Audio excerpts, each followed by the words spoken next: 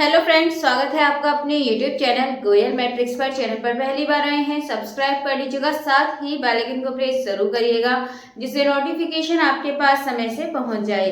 तो आज की जो वीडियो है इसमें आपके 10 क्वेश्चंस रहेंगे एंड आपका टॉपिक रहेगा कॉम्प्लेक्स एनालिसिस। एंड जो रियल एनालिसिस के क्वेश्चंस हैं वो मैंने आपको बताए थे कि किस तरीके से आपसे क्वेश्चंस पूछे जाते हैं, वो क्वेश्चंस मैंने आपको करा दिए हैं। प्लेलिस्ट आप चेक कर लीजिएगा, बहुत सारे क्वेश्चंस आपको वहां देखने के लिए मिल जाएंगे। अगर वो आपको अच्छे लगते हैं, जरा भी आपको पसंद आते हैं तो प्लीज ज्यादा से ज्यादा उनको लाइक कमेंट शेयर कर दीजिएगा। तो आइए चलिए स्टार्ट करते हैं। क्वेश्चन नंबर 1 का आंसर आपको बताना है कमेंट बॉक्स में, साथ ही ये बताना है लास्ट में कि टोटल 10 में से आपके कितने क्वेश्चन सही हुए हैं। और आप जो क्वेश्चन नंबर 1 का आंसर बताएंगे उसको आप लास्ट में चेक भी कर लीजिएगा। मैं लास्ट में आंसर भी बता देती हूँ आपको कि उसका सही आंसर क्या होगा। तो चलिए क्वेश्चन नंबर 1 है आपके सामने। क्वेश्चन नंबर 1 है, for any complex number z is equal to x by in C if z into z bar is equal to z, then आपको z बार यहाँ पर बताना है कितना होगा। ऑप्शंस आपके सामने हैं। आसान क्वेश्चन आप कह सकते हैं, देखने में आपको इससे डर लग सकता है थोड़ा सा, बट ये आपका आसान क्वेश्चन है, आसानी से आप इसको सॉल्व कर सकते हैं। तो इसका आंसर आप लोगों को कमेंट बॉक्स में बताना है, बताइएगा जरूर एंड वीडियो के लास्ट में चेक भी कर लीजिएगा कि सही आंसर क्या है। चलिए क्वेश्चन नंबर 2 की तरफ बढ़ते हैं। क्वेश्चन नंबर 2 यदि आप देखें तो ये आपको दे रखा है z is equal to 2 minus 3i, मतलब आयोटा भी बोल सकते हैं। आपको बताना है मॉड z इक्वल्स, आपको यहाँ पे बताना है। ये आपको दे रखा है z is equal to 2 minus 3i और यहाँ आपको ये आपसे पूछा है इसके निकालने का सबसे अच्छा तरीका क्या होता है। यहाँ पर a square plus b square, इसका मतलब क्या होता है, यहाँ पर जो आपका a यानी कि 2 है, 2 का मतलब जो कोफिशिएंट है यहाँ पर ये 2 का स्क्वायर प्लस v कितना आपका माइनस 3 इसका स्क्वायर, ठीक है। अब इसके बाद आप स्क्वायर करेंगे 4 प्लस 9 और आपको यहाँ से आंसर बहुत ही ज्यादा इजीली मिल जाएगा √13। तो ये आपका बिल्कुल सही आंसर हो जाएगा। यदि आप ऑप्शन देखिए 13 √13 माइनस 13 माइनस 1, तो इसका जो आपका करेक्ट आंसर है ये हो जाएगा आपका ऑप्शन नंबर 2 √13 इसका करेक्ट आंसर है।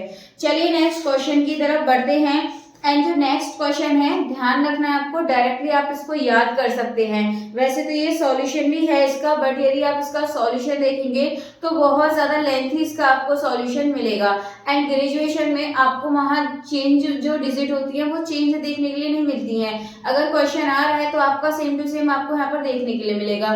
इसीलिए इस क्वेश्चन को आप याद रख सकते हैं क्योंकि बहुत लेंथी है, मैं इसको बनाऊंगी तो बहुत ज्यादा टाइम लगेगा और ये वाला क्वेश्चन फिर आप एग्जाम में नहीं कर सकते हैं क्योंकि टाइम बहुत ज्यादा लगने वाला है।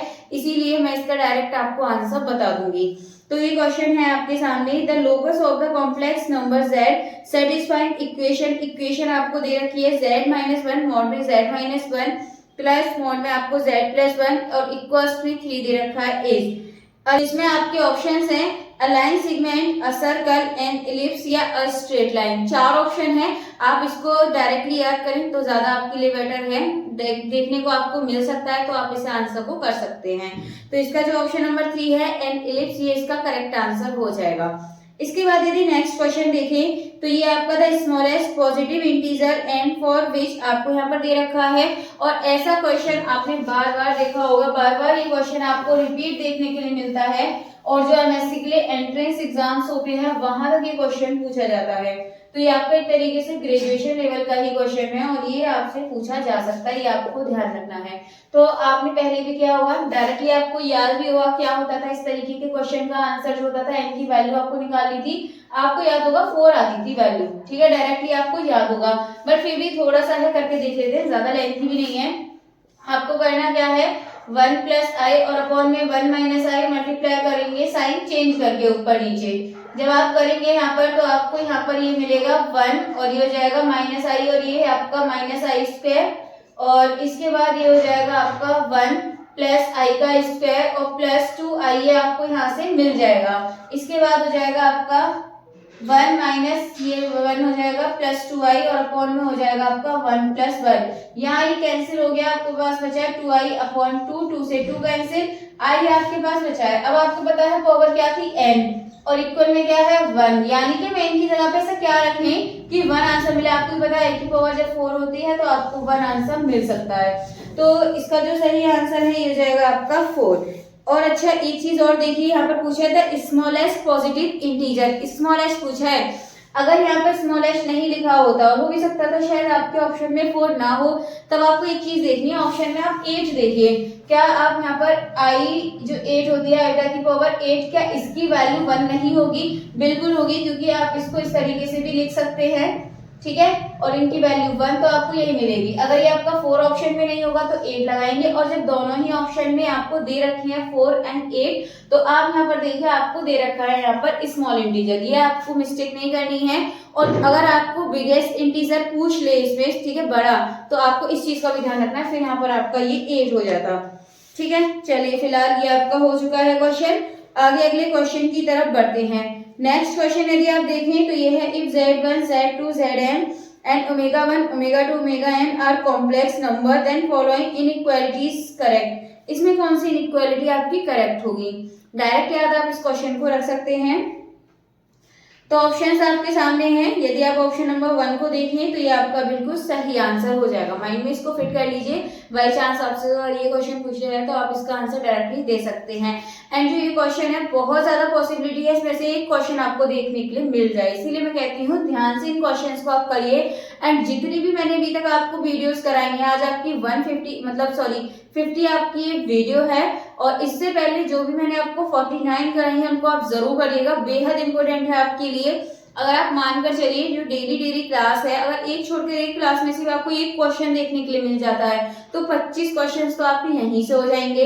तो बहुत ज्यादा हेल्प आपको इनसे मिलने वाली है, बिल्कुल भी स्किप नहीं करना है, वीडियो को कंप्लीट देखना है एंड आप स्टार्टिंग से देखिए। चलिए फिलहाल नेक्स्ट क्वेश्चन देख लेते हैं। ये है आपका f z is equal to z is not analytic, या फिर f z is equal to z is not analytic. Options आपके सामने है, डायरेक्टली मैं इसका आंसर आपको बता देती हूँ, कौन सा ज्यादा इसका सही आंसर है, मतलब कौन से इसको अप्रिशिएट करते हैं, ये आपको यहाँ पर बताना है। अगर आप देखें तो ऑप्शंस आपके सामने हैं ए बी ई ओनली, या फिर ए सी ई ओनली, या फिर डी ई ओनली, या फिर A B C D only. तो इसमें जो है आपके चारों नहीं 5 ऑप्शन है, 5 में से 4 एकदम आपके सही हैं। इस हिसाब से जो इसका ऑप्शन नंबर 4 है A B C D only, इसका करेक्ट आंसर हो जाएगा।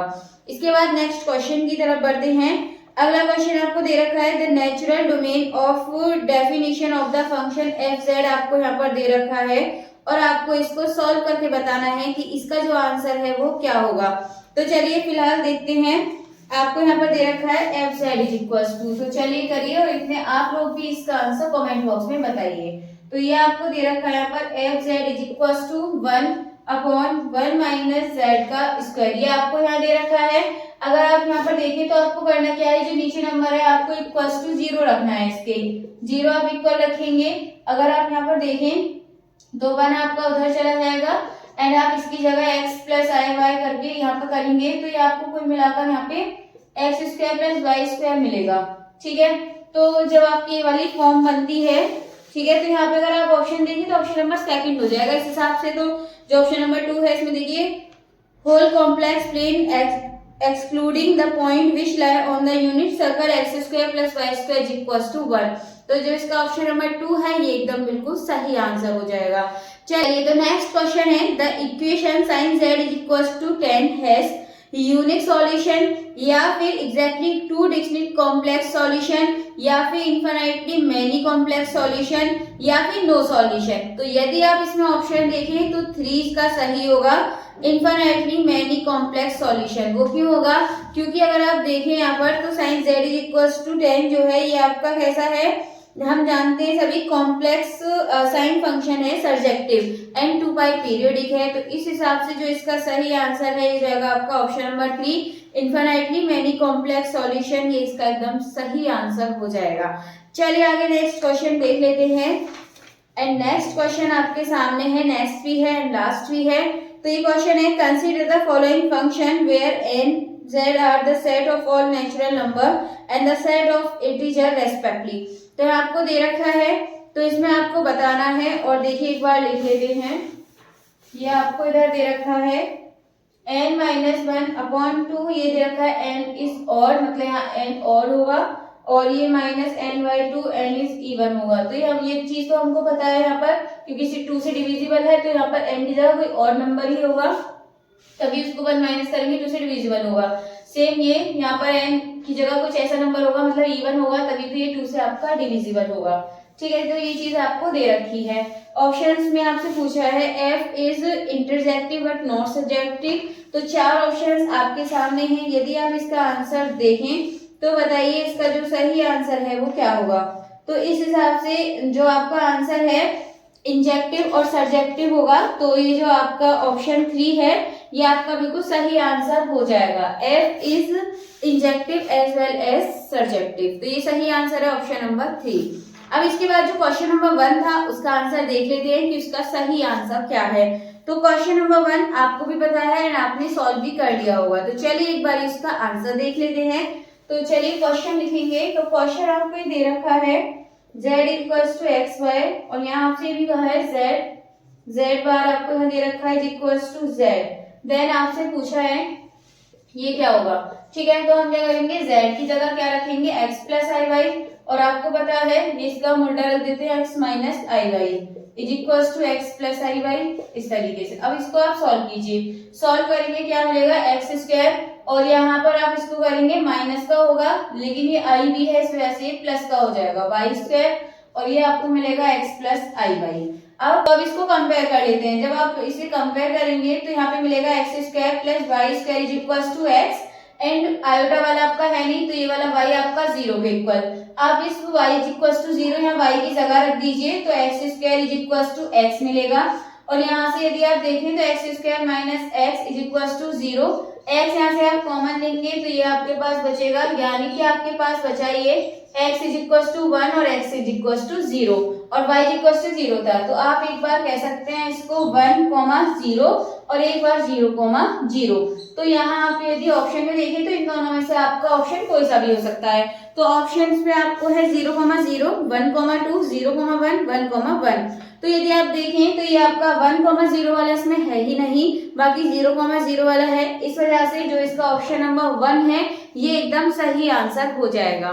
चलिए आज के जो 10 क्वेश्चंस हैं ये आपके कंप्लीट हो चुके हैं। आई होप आपको क्वेश्चंस अच्छे लगे होंगे। अगर आपको वीडियो अच्छी लगी है तो प्लीज ज्यादा से ज्यादा लाइक, कमेंट, शेयर करिएगा, एंड आगे के न्यू क्वेश्चंस के साथ मिलते हैं हमारी अगली वीडियो में।